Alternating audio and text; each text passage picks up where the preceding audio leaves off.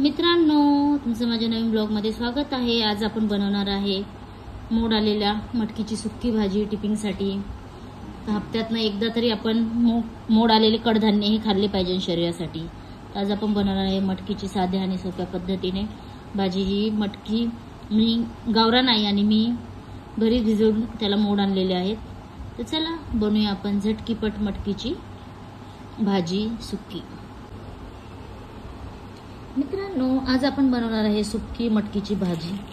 घरी भिजवलेली मटकी मस्त त्याला मोड आलेले आहेत, पाहू शकता तुम्ही। मी आता हे टिफिनसाठी बनवत आहे।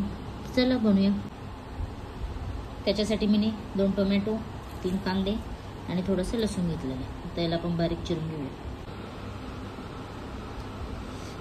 कांदा टोमॅटो कापून घेतलेला, लसूण ठेचून घेतलेला आहे मी। कढईमध्ये आता आपण तेल टाकून घेऊया।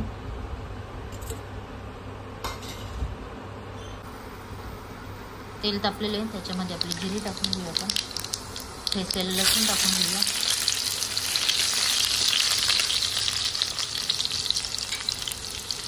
आणि बारीक चिरलेला कांदा टाकून घेऊया। कांदा आता आपण लाल होईपर्यंत परतून घेऊया त्याला।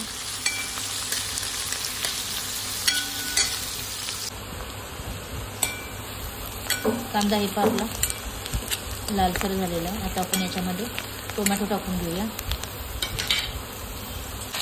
टोमॅटो टाकून घेतलेला आहे। टाकल्याने टोमॅटो चांगलं सॉफ्ट होऊ देऊया।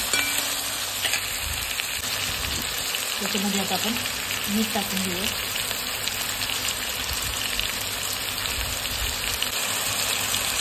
थोडीशी हळद टाकून घेऊया आपण।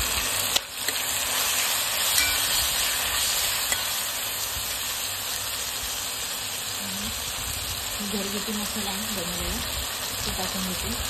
तुम्हाला जेवढं तिखट पाहिजे तेवढं तुम्ही टाकू शकता।